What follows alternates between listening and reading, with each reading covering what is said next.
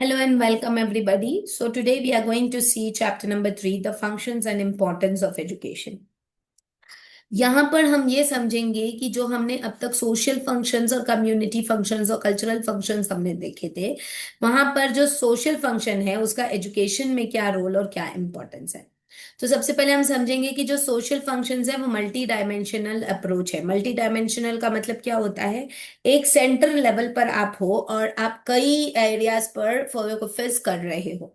ठीक है। मतलब आप उसको एक भौरे की तरह समझ लीजिए। भौरा जो है सेंटर राउंड में चलता है लेकिन वो घूमता सारी दिशाओं में है। ठीक है, that is called as multi dimensional.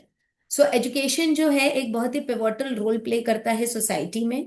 यहाँ पर जो एजुकेशनल कम्युनिटी होती है वो एक इंटीग्रेटेड लाइफ सेटअप को फॉस्टर करती है। When we talk about the education, the establishment of social norms and the promotion of the social equity is maintained. So, how we can understand the educational, social boundings and the social factors of the society? For that, it is very, very important to understand socialization. What is socialization? One of the primary social function of the education is socialization, which is the process by which individuals learn and inertialize the values, norms, behaviors expected of them in the society. मतलब जो हमारा society है, हमारा जो समाज है, वहां पर वैल्यूज, नॉर्म्स, बिहेवियर्स जो है इनको हम हमारे सोसाइटी में मैनेज और मेंटेन करते हैं। और यहाँ पर जो हमारा एज लेवल होता है ये काफी ज्यादा जो है मायने रखता है अपने अपने सोशल एक्सपेक्टेशंस को अंडरस्टैंड करने में। जब हम सोशल एक्सपेक्टेशंस की बात करते हैं तो यहाँ पर जितने भी सोशल वैल्यूज है, नॉर्म्स हैं सोसाइटी के, ये हमको सोशलाइज करने में हेल्प और सपोर्ट करते हैं। ये हमें सिखाते हैं कि हम एक दूसरे के साथ कैसे इंटरैक्ट करें, कैसे किस कल्चर के नॉर्म्स को हम फॉलो कर सकते हैं, और फिर हम हमारे अंदर एबिलिटी को डेवलप करते हैं हमारे एक्चुअल फंक्शंस और उनके कमिटमेंट्स को ड्रॉ आउट करने के लिए। ठीक है। Next, schools serve as a microcosm of the society where education from different background come together to learn and share experiences. School एक ऐसा माइक्रोकॉज्म है सोसाइटी का। माइक्रोकॉज्म का मतलब होता है एक छोटा सा अंश समाज का, जहां पर हर तरीके के लोग जो हैं एक ही जगह पर आते हैं। इसीलिए स्कूल में एक ही यूनिफॉर्म दी जाती है ना, without any discrimination of caste, creed, gender, religion. इन सब के डिस्क्रिमिनेशन के अलावा सब लोग एक फैमिली की तरह रहते हैं एक स्कूल में। When you are in one class, that class is your family. Okay, there those 40 family members are there in your class along with the head, that is your class teacher, right? इस तरीके से। तो जब आप एक ही class में होते हो, यानी if you are in third class, if बच्चा अगर थर्ड क्लास में है तो वो थर्ड क्लास की पूरी फैमिली है। आप एक दूसरे को जानते हो, एक दूसरे को समझते हो। जब भी कोई बच्चा उधर से निकलता है, अरे हाँ ये तो मेरी क्लास में पढ़ता है, मेरी ही सेक्शन में पढ़ता है, मतलब वो आपकी एक छोटी सी फैमिली का हिस्सा है। राइट। सो जब एक मिनिएचर सोसाइटी जब वहां पर बच्चों को मिलती है, वहां पे proper peers interaction, proper different activities होती है, प्रॉपर सोशल इंटरेक्शंस होता है और प्रॉपर सोसाइटियल डिस्प्यूट्स जो है वो फॉलो होते हैं। लाइक यहाँ पर प्रॉपर डिसिप्लिन की इंपॉर्टेंस समझी जाती है, एक दूसरे की अथॉरिटीज की रिस्पेक्ट की जाती है, एक दूसरे के साथ कोऑपरेट किया जाता है। इसी को हम कहेंगे socialization. This we call as socialization. When we are becoming social by different means and methods, that is socialization. So what is education? Education is the identity which develops the feeling of belongingness.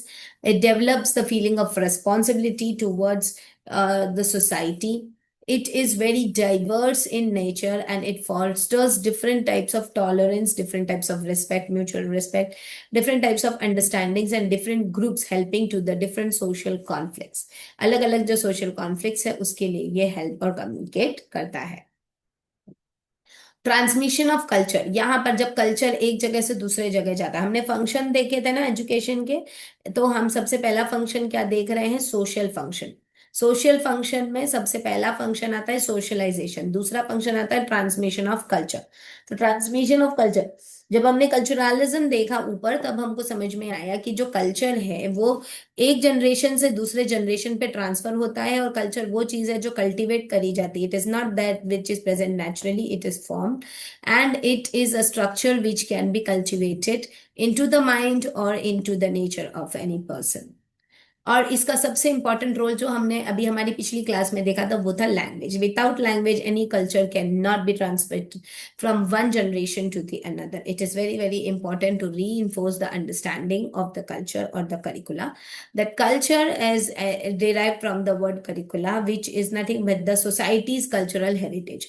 यानी संसार परिवार के पुश्तैनी धरोहरों को आगे बढ़ाकर लेकर जाना, और उसको भाषा के माध्यम से एक जो पीढ़ी है उससे दूसरी पीढ़ी तक पहुंचाना, यही जो है इसी को कल्चर किया जाता है। और कल्चर जो है वो बनाया जाता है हमारे पीढ़ियों द्वारा, हमारे एंसेस्टर्स के अचीवमेंट्स के द्वारा उस कल्चर को माना जाता है, रखा जाता है, और हमारे समाज की आइडेंटिटी की जो सम्मान में कह लो या उसके प्राइड में कह लो, हमें उसको धारण करना होता है। That is our culture. Next is social and controlled stability. यहाँ पर जैसे मैंने अभी आपको सोशल स्ट्रैटिफिकेशन के बारे में बताया था पिछले सेक्शन में, तो हमको ये समझ में आया कि social stratification is something where by the means of education one social class level is been reach towards the higher social class level. जब हम इस क्लास लेवल की बात करते हैं तो यहाँ पर कोई भी societal norms, laws and deviant behaviour जो है इसका जो हनन है वो नहीं होता है, इसको रिड्यूस करने के लिए प्रयास किया जाता है। स्कूल्स जो है वो ये सिखाते हैं किसी भी व्यक्ति को रिस्पॉन्सिबल बनना चाहिए अपने देश के लिए, अपने लिए और अपने समाज के लिए। इसकी बहुत ही इम्पोर्टेंट कॉन्सिक्वेंसेस होते हैं जिसको हर एक व्यक्ति को अंडरस्टैंड करना चाहिए। रूल्स एंड रेगुलेशंस अगर बच्चे को समझ में नहीं आएगा तो फिर ये आगे अच्छे से फॉलो नहीं हो सकेगा। सिविक्स एजुकेशन जो है वो बच्चों को सिखाती है कि जहां पर गवर्नमेंट की डेमोक्रेसी, लॉ और different types of orders, political approaches, और इसके साथ साथ में उनकी रिस्पॉन्सिबल नेचर्स को अंडरस्टैंड करवाती है, जहां पर डिसिप्लिन को बच्चा जो है वो अंडरस्टैंड करता है, और आगे चलकर क्राइम नहीं होगा और सोशल अनरेस्ट जो है वो नहीं होगा। अभी ये जो आजकल चल रहा है नीट के वजह से, जो इतना जो भी क्या बोलते हैं, क्या चल रहा है वो क्या बोलते हैं उसे, आंदोलन है, protest, yes, protest। This protest is happening due to the indisciplined nature and indisciplined understanding, or it may be just because others have done and we are following that, so that is have become a culture। अभी protest जो है India में आजकल अभी culture बन चुका है। It has been cultivated by some of our previous ancestors to get some aspects, to get the independence, to get something which is not given by just asking।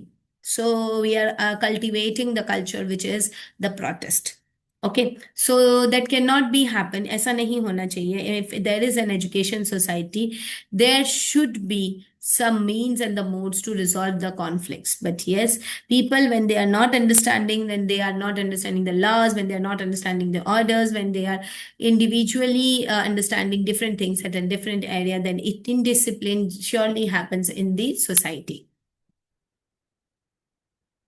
Social mobility, I have just made you understand about the social mobility with the help of education. If you gain some knowledge, skills, qualification necessary to access a better job and draw out a higher income, your living conditions are improved। So when your living conditions are improved, you reach from one social class level to the another social class level, from low income group to the higher income group। Okay, that is called as social mobility। Okay.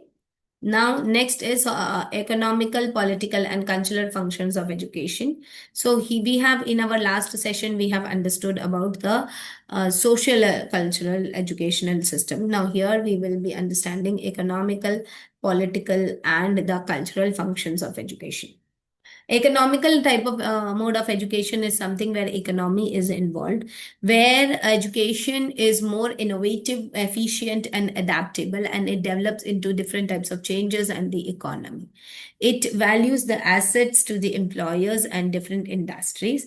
It is something where the educational aspects develop the monetary output ऐसा कुछ है जहां पर education जो है एक monetary output देता है देश को, संसार को, और इसके साथ साथ में क्या कहते हैं, अब स्वयं को, व्यक्ति को, स्वयं को।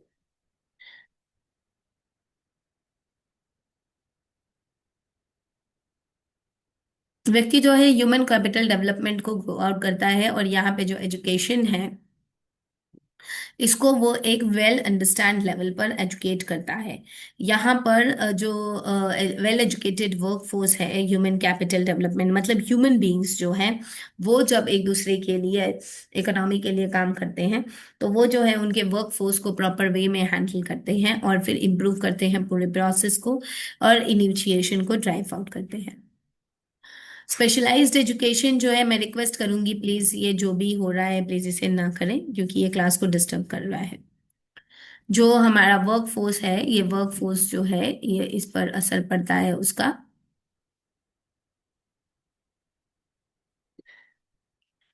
हमारे एजुकेशनल फील्ड्स जहाँ पर वर्क फोर्स जो है उस पर फोकस किया जाए, इनकी डिमांड्स जो है और इनकी इकोनॉमीज जो है इनको अंडरस्टैंड किया जाए, that is called as the work force specialisation.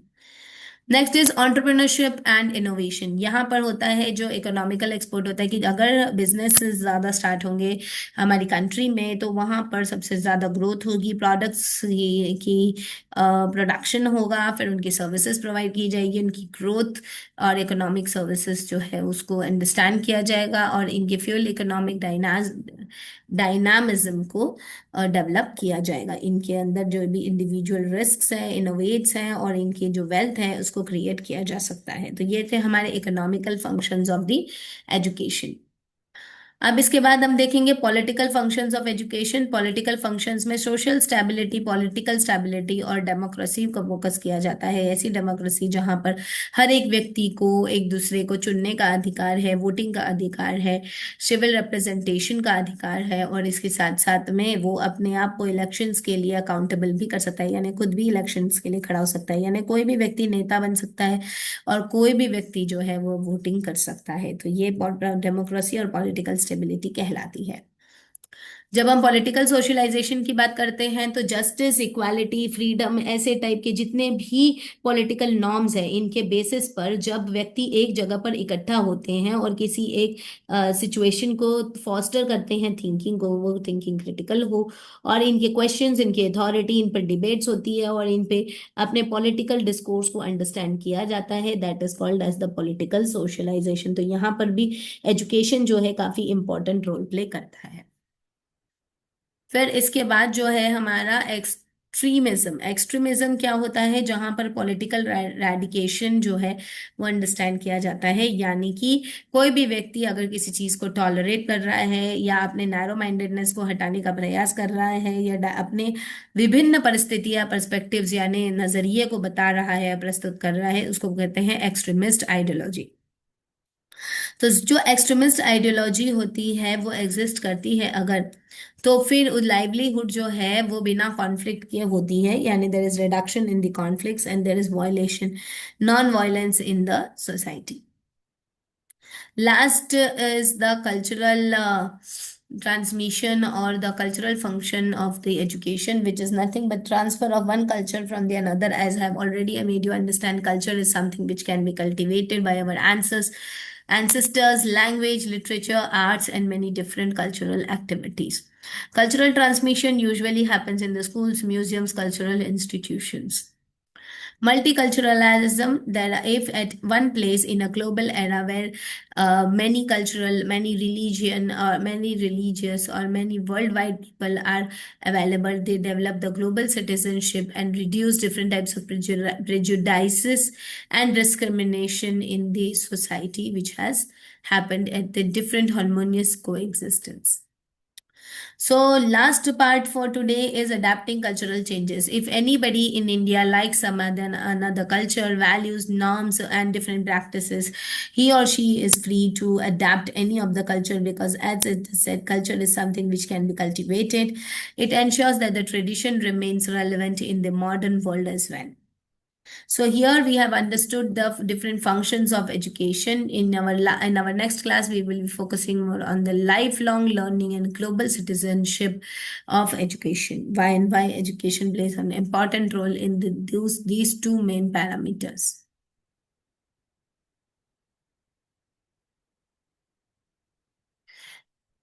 So I'm stopping the record here. Thank you very much, all of you, for attending till the end.